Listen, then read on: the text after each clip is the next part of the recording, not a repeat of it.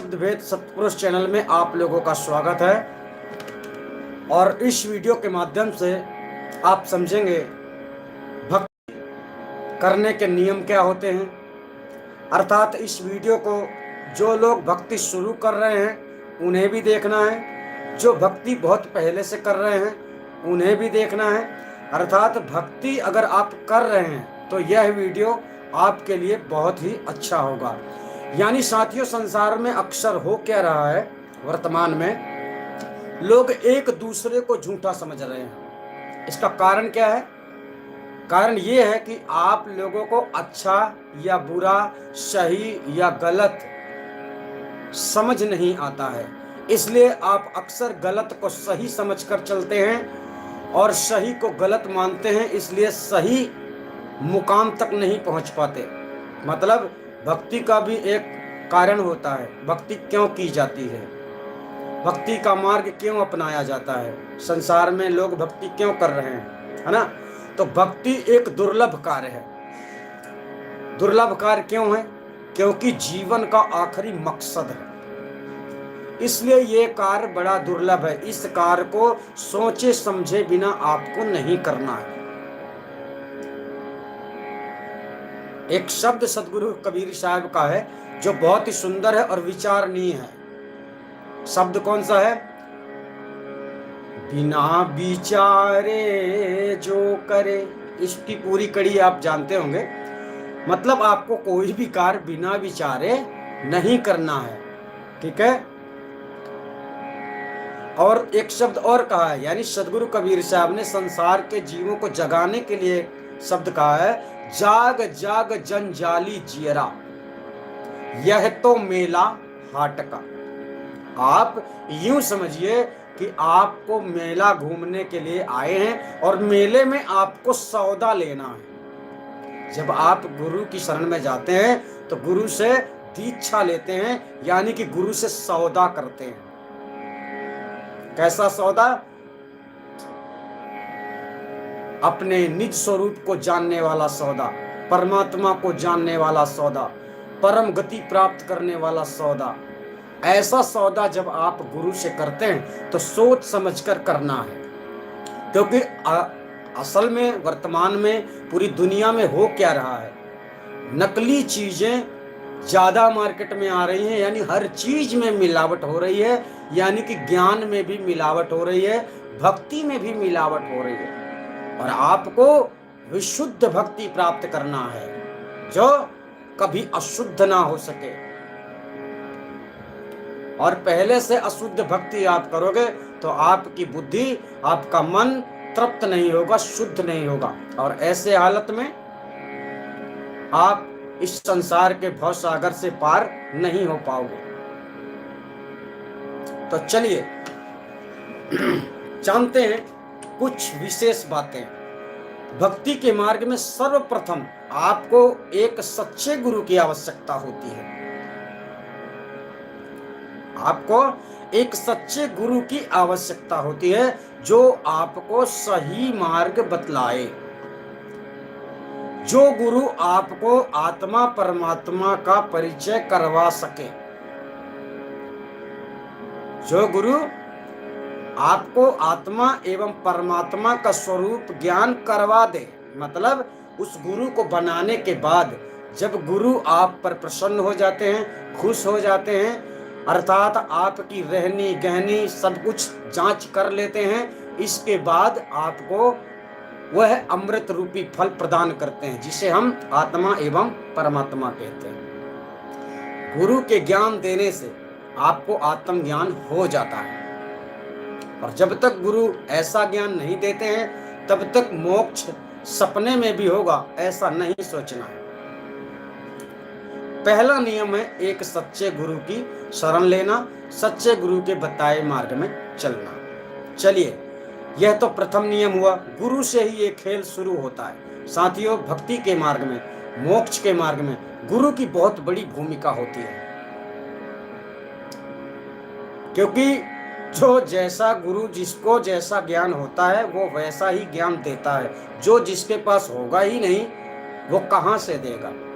तो जैसा कि हमने कहा, आदि अनादि मुक्ति पंथ में 5 सेकंड से अंदर यानी 3 सेकंड के तहत आप आत्मा परमात्मा को जान सकते हैं बड़ी सरलता से। अब आपको लगता होगा कि हम इतना जल्दी क्यों कह रहे हैं, और लोग महीनों वर्षों, है ना, 10 वर्ष हो गए, 20 वर्ष हो गए, आज तक परमात्मा को लोग नहीं जाने, और हम इतना सरल कह रहे हैं। कुछ लोगों का ये भी मानना है कि क्या वो कोई चॉकलेट है कि आपने खाया स्वाद मिल गया। परमात्मा चॉकलेट नहीं है, परम गति प्राप्त करना चॉकलेट नहीं है, परमात्मा को जानना चॉकलेट के जैसा ही है। गुरु ने बताया, आपको पता चल गया, है ना। तो सर्वप्रथम आपके पास एक सच्चा गुरु होना चाहिए, और वो सच्चा गुरु अगर आपको जगत में कहीं नहीं मिल रहा है तो आदि अनादि मुक्ति पंथ में घर बैठे आप शरण ले सकते हैं, सच्चा गुरु आपको मिल जाएगा। प्रथम काम हुआ सच्चा गुरु बनाना। अब साथियों दूसरा काम आता है,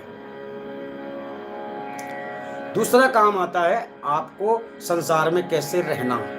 तो सदगुरु कबीर के सभी वाक्यों को दाएं से बाएं से ऊपर से नीचे से हर जगह से समझ के चलना है।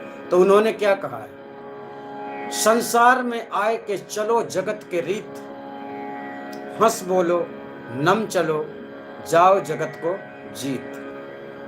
जगत को जीतने का मतलब होता है इस संसार से विजयी भाव, विजय होकर जाना, भक्ति के मार्ग में सफलता हासिल करना, ये होता है जीतने का मतलब। जिसने ये पूंजी है, आपका जो मानव जीवन है ये आपकी पूंजी है। अगर आप झूठे पाखंडी गुरुओं की शरण में जाते हैं तो मूल पूंजी भी आप खो देते हैं।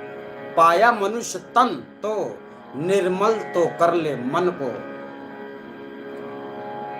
मन को निर्मल करना है, मन में विकार भरे हुए हैं, आशा तृष्णा वासना कामना लोभ अहंकार घृणा ईर्षा, ये नाना प्रकार के विकार से मन जो है तो विचलित है, और इसी कारण से बारंबार आपको भवसागर में आना पड़ता है। तो इस भवसागर से पार करने के लिए भक्ति का मार्ग अपनाया जाता है। तो संसार के रीति आप समाज में आते हैं, मानव समाज, वैसे तो एक ही समाज होता है पर संसार में आपके ऊपर बहुत सारे कारण लगे हुए हैं। जैसे मनुष्य तो सब एक ही हैं, अगर मानुष दृष्टि से देखा जाए, ज्ञान दृष्टि से देखा जाए, हमारे लिए कोई भी जाति पाति बड़ा या छोटा नहीं होता। ज्ञान दृष्टि से हम देखते हैं तो हमें सब एक समान दिखाई देते हैं, चाहे वो अज्ञानी हो चाहे ज्ञानी हो। फर्क इतना है कि जिसमें जो गुण होता है उसी का प्रभाव उसमें होता है। झूठ बोलना भी एक कला है, इतने कलाधारी संसार में हैं जो झूठ बोल बोलकर भक्ति के मार्ग में आप लोगों को भटका रहे हैं। और फिर भटकाने वाले का उतना दोष नहीं है जितना दोष भटकने वाले का है, क्योंकि भटकने वाले को ही पता नहीं चलता कि मैं अभी भटक रहा हूं। इसलिए संसार की रहनी गहनी में आपको समाज के नियमों का पालन करना पड़ता है। कैसा? जैसे कि आप 4 लोगों के बीच में रहते हैं, किसी ना किसी ने तो आपको जन्म दिया होगा, किसी ना किसी ने आपको पाला होगा, कोई ना कोई ऐसा आपका मित्र होगा जिसके साथ आप खेले होंगे, कोई ना कोई, मतलब इस संसार में रहोगे तो आपको मनुष्यों के बीच में ही रहने में आनंद है। तो उनके बीच में आपको कैसे रहना है? अनमिल रहे मिले नहीं जग में, पार न पावे काला। मतलब अब यहाँ पर 2 बातें समझना है। संसार में हो, जब तक शरीर है, कर्म तो आपको करना है, लेकिन ऐसे कर्म करना है जिनका दोष ना लगे। तो कर्म करे और रहे अकर्मी, ऐसी युक्ति बतावे संतो सदगुरु भेद लखा। यानी कोई सच्चा सतगुरु होता है, आपको ऐसे कर्तव्य कराता है, आपको जो करना बहुत जरूरी है वो तो आपको करना ही है, लेकिन आपको अनावश्यक कार्य नहीं करना है। चलिए समाज में होता क्या है, कल ही की बात है, एक व्यक्ति अपना शिष्य ही है, आदि अनादि मुक्ति पंथ में वो जुड़े हुए हैं। उन्होंने पूछा था कि गुरुजी हमारे गांव में बकरा देवी को चढ़ता है, देवी को चढ़ाया जाता है, तो उन्होंने पूछा कि क्या हम उसमें चंदा दे सकते हैं, वो गांव की तरफ से है, गांव वालों की तरफ से है, और हमने चंदा पहले से दिया है और आज देना चाहिए या नहीं देना चाहिए, ये विचार करने का विषय है। हमने उन्हें आदेश दे दिया कि आप चंदा दे सकते हैं, लेकिन आप ग्रहण नहीं कर सकते, क्योंकि वो देवी का प्रसाद हुआ इसके लिए। हालांकि आदि अनादि मुक्ति पंथ में खाने का भी प्रावधान है, लेकिन उसका एक सिस्टम है।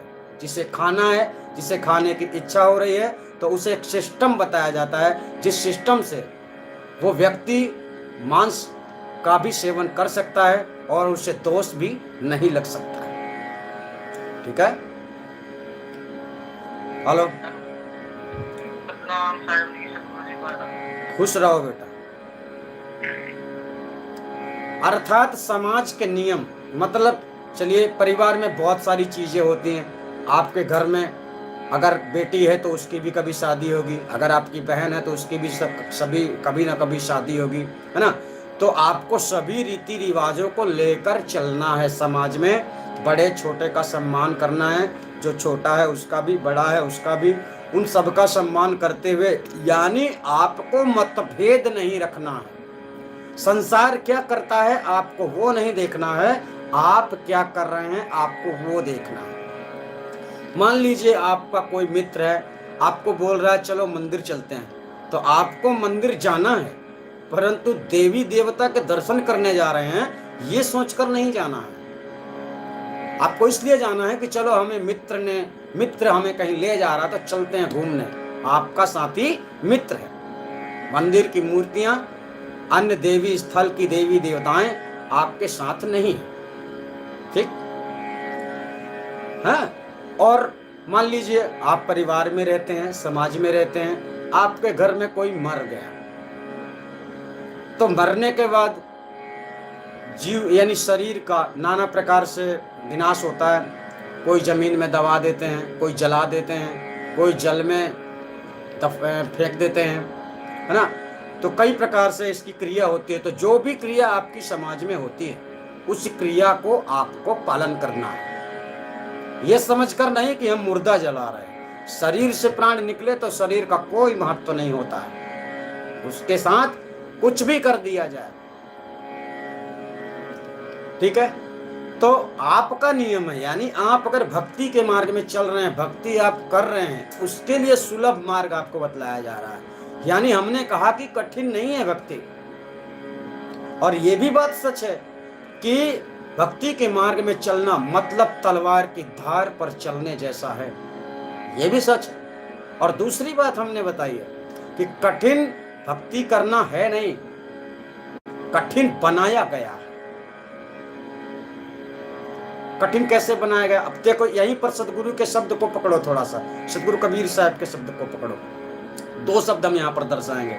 पानी में मीन प्यासी मोहि सुन सुन आवत हांसी। इस शब्द का एक लास्ट का हम एक कड़ी बोलते हैं, इस कड़ी को थोड़ा समझा देते हैं। हाजिर है, कौन हाजिर है? जैसे हम हाजिर हैं आपके सामने, हाजिर है ते ही दूर बता मैं।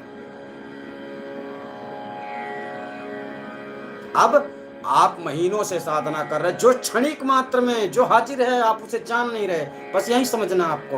परमात्मा की प्राप्ति के लिए आप दौड़, परमात्मा को जानना चाहते हो ना, परमात्मा को पाना चाहते हो ना, तो ये तो तत्काल होने वाला है।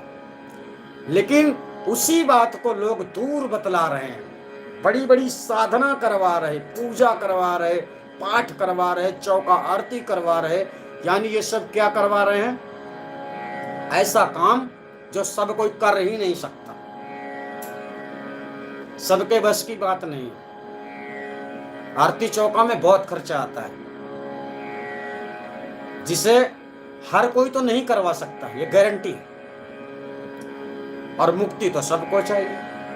तो इस प्रकार से जो इस प्रकार से ये नियम बनाए गए हैं पूजा पाठ का, मंत्रोच्चारण का, है ना, पान परवाना का, नाना प्रकार की ऐसी बातें आती हैं, ये सब लोकाचार है, यानी दिखावा है। और आपको दिखावा में नहीं जाना है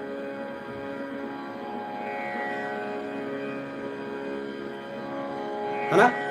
तो कहने का तात्पर्य है कि आप समाज के संपूर्ण नियमों का पालन करेंगे, ऐसा करते रहना है, क्योंकि सदैव के लिए आप नहीं आए हैं। हो सकता है, बात वही है कि इस संसार में जो आया है सो जाएगा, राजा रंग का फकीर है ना, कोई सिंहासन चढ़ चला, कोई बंधे जात जंजीर।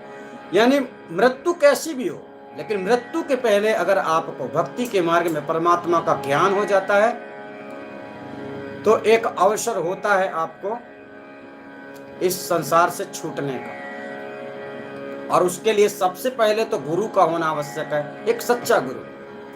तो सच्चा गुरु आपको जंजाल में नहीं फंसाता है। सदगुरु कबीर साहब ने क्या कहा, जाग जाग जंजाली जीरा, यह तो मेला हाट का, ज्ञान बिना धोबी का कुत्ता, घर का भया ना घाट का। ज्ञान बिना, अब घर का भया ना घाट का मतलब समझिए, आप मेले में आए हैं, मेले में सौदा लेने आए हैं, पर आपको पता नहीं है कि क्या लेना बहुत जरूरी है,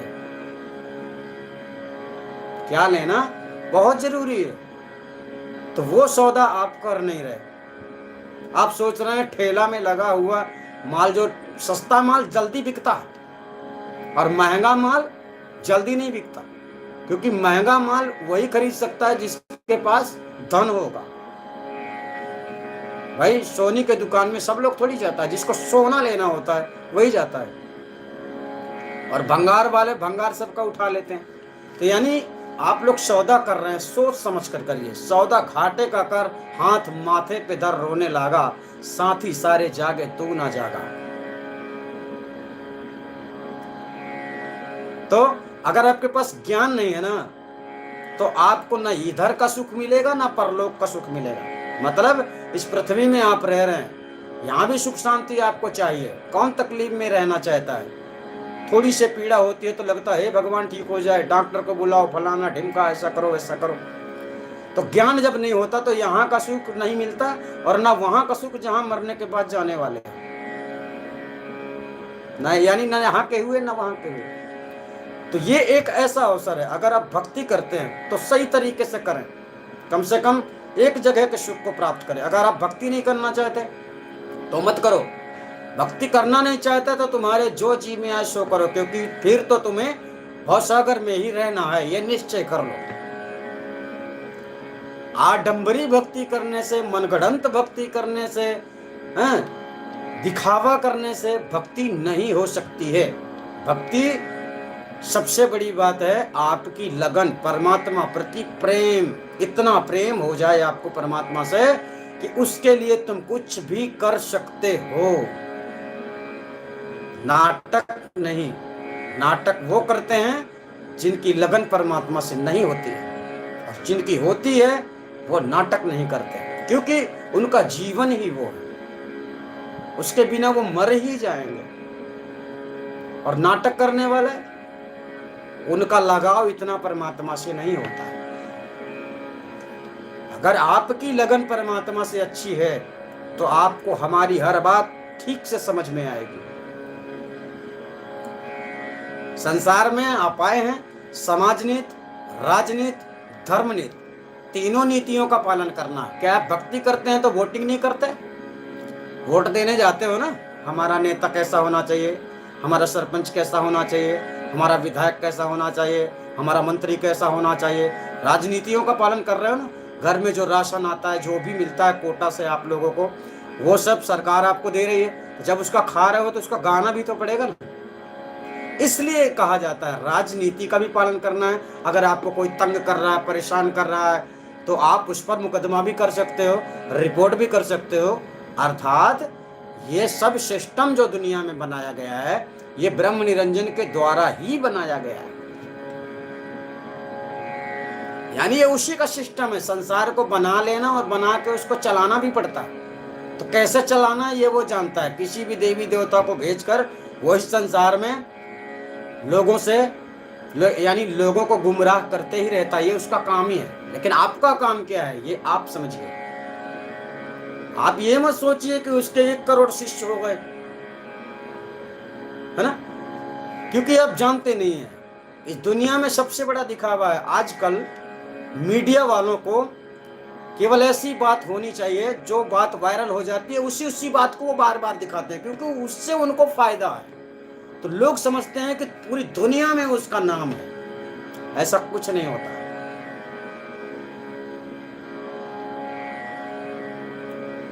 हेलो, खुश रहो।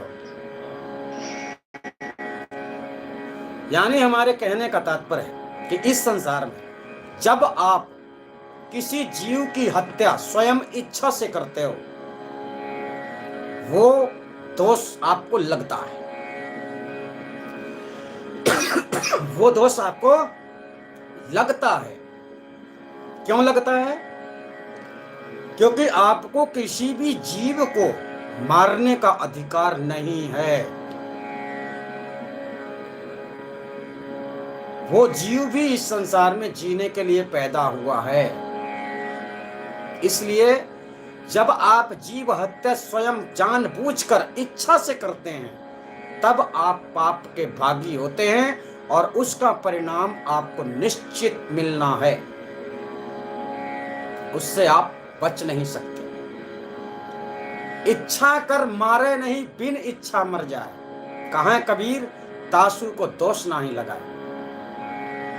ये संसार के नियम के बारे में सदगुरु समझा रहे हैं कि वैसे तो पाप आप बचपन से करना शुरू कर देते हो, तो अचेत अवस्था में होने वाले पाप को भी पाप नहीं कहा जाता, क्योंकि तुम जानते ही नहीं।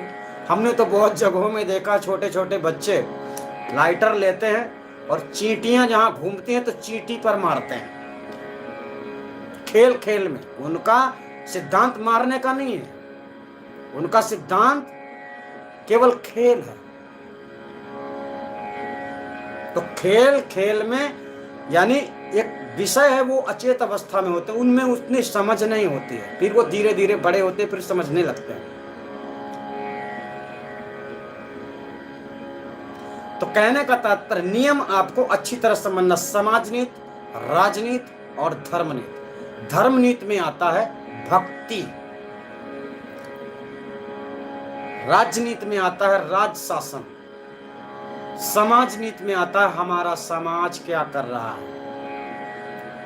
उनके अब बात यही कि रहना उनके संग है। देखो, हम भी रहते हैं। वर्तमान में क्या होता है, हमारे गांव में प्रभात फेरी होती है, हम भी जाते हैं, कभी हम भी ढोल बजाते हैं, उनके संग में रहते हैं। हमारा मकसद सीताराम या राम राम नहीं होता है, हमारा मकसद लोगों का प्रेम होता है। उन्हीं के बीच में रहे, उन्हीं के बीच में पले बढ़े, और उनका साथ ज्ञान होने पर हम क्यों छोड़ दें। जब वो बुरा करेंगे तो हम उनके साथ नहीं रहेंगे। अभी वो अच्छा कर रहे हैं, लोगों को जगाते हैं, सुबह 4 बजे 4:30 बजे से चालू हो जाता है और पूरा गांव हम लोग भ्रमण करते हैं, और उसमें काफ़ी लोग जागते हैं, जागृति होती है। अर्थात इससे हमें ऐसा लगता है कि नकारात्मक ऊर्जाएं दूर भागती हैं। और दूसरी बात ये होता है कि सुबह सुबह जागने से लोग कहते हैं सुबह की हवा लाखों की दवा, ऐसा भी प्रभाव होता है, शरीर तंदुरुस्त हो जाता है। यानी हमारा मकसद कोई राम राम नहीं होता, ना भगवान भगवान होता है, क्योंकि हम तो जाप सुमिरन भजन आदि कुछ ऐसा करते ही नहीं। हमारा भजन हमारे कर्तव्य ही हैं। हमारा जो भजन है वो हमारे कर्तव्य ही हैं। लोगों के बीच में हम भी जाते हैं, बैठते हैं, गाते हैं। यानी लोग कन्हैया जी के गाना गाते तो उसको भी हम गाते हैं, लेकिन हम उसको उस भाव से नहीं गाते जिस भाव से और लोग गाते हैं। फर्क है हमारे जीवन में। अगर हमारे यहाँ जैसे मान लीजिए कि दुर्गाष्टमी आती है तो हमको दुर्गा का भी चंदा देना पड़ता है, हम तो मुखिया ही बन जाते हैं कि चलो हम खर्च देंगे। यानी इस संसार में आपको रहना कैसे, ना काहू से दोस्ती ना काहू से बैर। अब आपने सोच लिया मुझे देवी देवताओं की पूजा नहीं करना, आपके घर में मंदिर है, आप भक्ति के मार्ग में उतर गए, आपको किसी ने बताया कि देवी देवताओं की पूजा नहीं करना है, आपको पता है क्या होने वाला। वही देवी देवता फिर आपके विनाश का कारण बन जाते हैं, और वो पाखंडी गुरु आपको बचा नहीं पाते। घर में आया मेहमान को तुम्हें भगवान के स्वरूप देखना है, ऐसा बताया गया है सदगुरु कबीर के ज्ञान में। क्यों? क्योंकि आपकी शरण में वो आया है, आपके पास वो आया है। इसलिए आपकी परीक्षा में हो सकता है परमात्मा ही आ जाए, हालांकि परमात्मा कभी आएगा नहीं, पर आपकी भक्ति के परीक्षा में जो भगवान है, जिसे भगवान कहते हैं, वो किसी भी देवदानव को भेज सकता है, क्योंकि वो आखिरी दम तक परीक्षा लेता है आपकी। अब कैसी लेगा वो हमको नहीं पता, परीक्षा सबकी हुई है। सत्य वचन बोलने वाला सत्यवादी, क्या कहते हैं उनको, हरिश्चंद्र, उन्होंने केवल अपने सत्य वचन को निभाने के लिए अपने जीवन को दांव में लगा दिया था, तो पूरा परिवार उनका संकट में आ गया था। और आप तो सत्य भक्ति कर रहे हैं, वे सत्य भक्ति नहीं करते थे, वे सत्य बोलने का केवल वचन दे बैठे थे कि मैं जो बोलूंगा मैं वो करूंगा। उन्होंने भी एक सत्य का संविधान बनाया था कि मेरे दरवाजे पर अगर कोई आता है तो मैं उसे जरूर दूंगा। उन्होंने भी सारी प्रक्रियाएं की, सब कुछ किया, खुद को बेच दिया, कितना संकट से उन्होंने गुजरा केवल सत्य वचन को निभाने के लिए। तो अब आपको यहाँ पर समझना है कि सत्य मार्ग पे चलना कितना कठिन है। उन्होंने तो केवल सत्य बोलने का ही वादा किया था, तो उनके साथ क्या क्या हुआ। तो कुछ ऐसी बातों को लेकर चलना, तलवार की धार पर चलना इसलिए है कि इस मन को मोड़ना बड़ा कठिन है साथियों। ध्यान करना बड़ा आसान है, समाधि लगाकर बैठे रहना भी बड़ा आसान है, लेकिन मन को केंद्रित करना बहुत कठिन है। मन तब तक केंद्रित नहीं होता जब तक आप पूरी तरह से निद्रासन में नहीं चले जाते। मन तो निद्रासन के बाद भी परेशान करता है, मन इतना खतरनाक है। इसलिए मन को काबू में रखना, मन को सीमा में रखना, मन के अंतर्गत संतोष धारण करना, मन में धैर्यता लाना, मन ही मन में आनंद लेना। अभी क्या है, आपका आनंद क्या है? कोई रील देखकर आनंद ले रहा है ना? कोई फिल्म देखकर आनंद ले रहा है, कोई ड्रामा देखकर आनंद ले रहा है। आनंद लेने का आप लोग जरिया ढूंढ रहे हैं, लेकिन वह आनंद, जिस आनंद की आपको आवश्यकता है, वह आनंद सच्चे गुरु के द्वारा जब ज्ञान प्राप्त हो जाता है तब होता है, जिस आनंद की आपको आवश्यकता है, यानी उसको हम परमानंद कहते हैं। मन केंद्रित होगा तो होगा कहाँ? मन अपने ऊपर किसी को जानता नहीं, तो मन कहाँ भटक रहा? माया में। मन के नीचे माया है, तो मन कहाँ भटक रहा? माया में। मन के नीचे माया, मन के नीचे माया का मतलब होता है इच्छा। आप यहाँ जाने की इच्छा कर रहे हैं, वहां जाने की इच्छा कर रहे हैं, चलो तीर्थ धाम चलते हैं, चलो मैं कहीं चलते हैं, मतलब कहीं भी घूमने की ऐसी संसार में बहुत सारी जगह हैं, चलो यहाँ चलते हैं, वहां चलते हैं। यानी मन आपको भटकाता है माया में, और आप माया में, माया के सौंदर्यता में लिपटे हुए हैं। और इसी माया से छूटने के लिए सदगुरु कबीर साहब का संदेश है, और आप उधर ही भाग रहे। हमें स्वयं से मंदिर जाने की इच्छा नहीं होती, पर अब कहीं जा रहे हैं, रास्ते में पड़ेगा तो उसे देखना तो पड़ेगा ही, है ना? तो हमें कहीं जाने की इच्छा नहीं होती है, बस जब कोई विशेष कार्य आता है तभी हमको जाना पड़ता। कहीं भी जाने की इच्छा नहीं होती कि चलिए केदारनाथ चलते हैं, हरिद्वार चलते हैं, वृंदावन चलते हैं, फलाना जाते हैं, ढिमका जाते, कहीं जाने की इच्छा नहीं होती। क्यों नहीं होती? क्योंकि उसका कोई अर्थ नहीं है, वहां जाने का कोई मतलब नहीं। हमें ऐसा लगता है, और कुछ लोगों को लगता है कोई बागेश्वर धाम जा रहा है, कोई वृंदावन जा रहा है। मतलब दुनिया में ये सब भटक क्यों रहे हैं? क्योंकि ज्ञान नहीं है। ज्ञान बिना धोबी का कुत्ता, घर का भया ना घाट का। इस मेले में आए हो, और अगर मेले में तुम्हें सौदा नहीं मिला, सच्चा सौदा, तो भटकते ही फिरोगे, यानी मेले में ही खो जाओगे तुम। क्योंकि जो सौदा ढूंढ रहे हो वो सौदा तुम्हें मिल नहीं रहा, तो भटक रहे हो मेले में तुम, यूं समझो। और मेला में सौदा तब मिलेगा जब तुम्हारे पास बराबर रकम होगी और बराबर तुम्हारे अंदर समझ होगी। हीरा डरे बाजार में, धूल रहे लपटाए। हीरा डरे बाजार में, धूल रहे लिपटाए। मूर्ख ने धक्का दिया, चतुरा लिपटाए। अगर आप चतुर हो, विवेकशील हो, ज्ञानवान हो, तो आप हीरे की परख कर लोगे, और नहीं हो तो धक्का मार दोगे कि जाओ, हटो, बेकार। बहुत सारे लोग हमारे शब्द को नहीं समझते, हमारे ज्ञान को नहीं समझते। उनको केवल हमारा थोबड़ा दिखता है कि ये क्या कचर पचर लगा रहता है। ऐसा नहीं है। आप जब हमारे शब्दों को परखोगे ना, तो हम आपको वहां तक की बातें बतलाएंगे जहां अभी तुम्हें जाना है। यानी मरने के बाद भी तुम्हें कोई ना कोई योनि प्राप्त होने वाली है। हम वहां के विषय में भी जानते हैं, जो तुम्हारे किताबों में भी नहीं लिखा,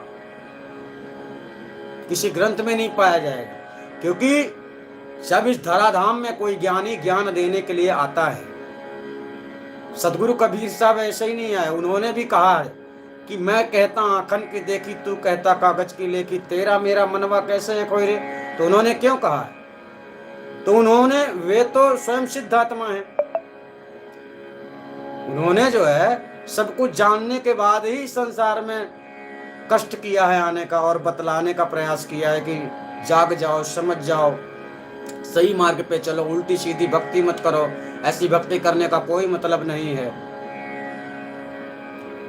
भाई, कंपनी का सेठ कोई अलग होता है, संचालक कोई अलग होता है। सेठ तो आपके पास बार बार आएगा नहीं, संचालक लोग आते हैं। तो संचालक कौन होते हैं? कोई ऑपरेटर हो गया, कोई सुपरवाइजर हो गया, कोई मास्टर हो गया। ऐसे लोग, संचालक लोगों से आप मिलते हैं, आप उन्हीं को भगवान समझते हैं।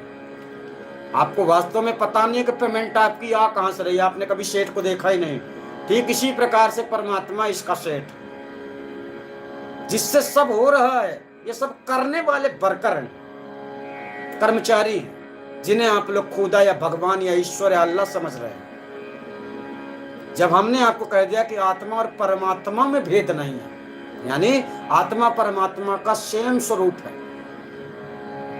फर्क इतना है कि आत्मा विकार रूप में शरीर में भटक रही है और परमात्मा स्वयं में विद्यमान है।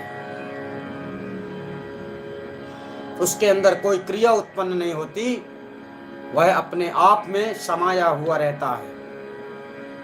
ना उसमें कामना जागृत होती है, ना उसमें इच्छाएं जागृत होती हैं। इसीलिए वो सदगुरु कबीर साहब ने परमात्मा की ओर से शब्द कहा, ना मैं कहता, ना उसने कोई हुक्म दिया है आपको कुछ करने के लिए। परमात्मा का कोई हुक्म नहीं है संसार में कि तुम ऐसा ना करो, ऐसा करो, जैसा करना वैसा करो। ये तो सदगुरु कबीर साहब ने बतलाया परमात्मा की ओर से कि ना मैं कहता, ना मैं सुनता, ना सेवक ना स्वामी रे। ना मेरा कोई सेवक है, ना मैं किसी का स्वामी हूं, और ना कोई मेरा स्वामी है, ऐसा बताया। मुझ को कहां ढूंढे बंदे, मैं तो तेरे पास हूं। नहीं, ये दूसरे वाणी का है। ना मैं धर्मी, ना ही अधर्मी, ना जाति ना कामी हो। ना मैं कहता, ना मैं सुनता। सुनिए ना, उसने कुछ हुक्म ही नहीं दिया है कि परमात्मा ने कुछ तो आपको बतलाया हो कि ऐसा करो तो मैं तुमसे प्रसन्न हो जाऊंगा, मैं तुम्हें मुक्ति दिला दूंगा। ऐसा कुछ भी नहीं कहा है साहब परमात्मा ने। और ना वो सुनता, तुम्हारी वो कोई बात नहीं सुन रहा। मतलब अगर हम तुम्हारी बात सुन रहे हैं तो हम आपके शब्दों का जवाब देंगे। वो आपकी कुछ बात सुनता ही नहीं। ऐसा नहीं कि वो बहरा है, उसको सुनाई देता है, पर वो आपकी नहीं सुनता है। समझे? आपके मन में क्या है? फरियाद। आप फरियाद लिए बैठे, वो आपकी सुनता भी नहीं, क्योंकि इस संसार में फरियाद करने से कुछ नहीं होता, कर्म करने से होता है। इस बात को बारंबार दोहरा लेना है। कर्म करने से होता है, बातें करने से नहीं होता है। ठीक है? तो आपने इसमें समझा कि जो भक्ति के नियम होते हैं, भक्ति के नियम में साथियों, आप संसार के रीति रिवाजों से चलिए, और जहां बात समझ में नहीं आती है एक बात और, जो लोग आदि अनादि मुक्ति पंथ में नहीं जुड़े हैं, ऐसे लोग भक्ति के नियम हमसे मत पूछा करो। जो लोग जुड़े हुए हैं, ऐसे लोग नियम पूछा करो कि मैं ऐसा काम कर लूं कि नहीं करूं, है मुझे ऐसा करना चाहिए कि नहीं करना चाहिए। क्योंकि आदि अनादि मुक्ति पंथ में जो भक्ति के नियम है वो आपको वास्तविक पूर्ण मंजिल तक पहुंचाने वाले हैं। और अगर आप दूसरे गुरु की शरण में हो, यानी अन्य बहुत सारे पंथ चल रहे हैं इस संसार में, तो आप दूसरों के साथ शरण में हैं, तो आप पूरी तरह से नियमों का पालन करेंगे, फिर भी आपको फल मिलने वाला नहीं है। इससे अच्छा जैसा उन्होंने बतलाया हो वैसा ही करते रहो। ठीक है, तो आप समझ गए होंगे। अगर कोई बात आप लोगों की समझ में नहीं आती है तो आप हमसे पुनः फोन करके पूछ सकते हैं। और वैसे भी आदि अनादि मुक्ति पंथ का नियम है कि जब भी आप कोई विशेष कार्य करते हैं तो पहले आपको परमिशन लेना है, इजाजत लेनी है कि ऐसा काम हम कर रहे हैं, करना चाहिए या नहीं। ठीक है, तो हम आपसे फिर मिलेंगे, तब तक के लिए धन्यवाद। आप सभी अपना ख्याल रखना। नमस्कार।